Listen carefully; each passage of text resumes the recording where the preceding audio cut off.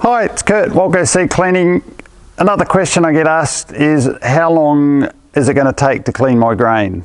Essentially that's how many tonne an hour can we do through the machines. We've basically got two machines that we use for seed grading. We've got a combination of other machines for harvest cleaning as well. I'll show you in another video.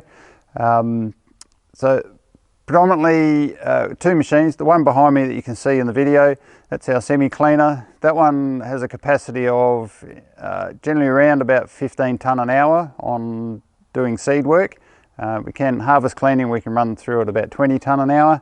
The other machine, the Westrup we call it, that one has a capacity of about 23 tonnes an hour for harvest cleaning, and doing seed work we generally run around 15, 16, 17 tonne an hour depending on the sample. Both of them do a good job. We pickle at the same time, well at the very end of the process for doing your seed. So we can apply a combination of pickles as well, not just the one product but anything up to about 5, even 6 products we have at some stages. So yeah, basically if you work on that sort of capacity, the clean out time is generally around about probably 10 minutes, roughly 15 minutes depending if we need to change screens.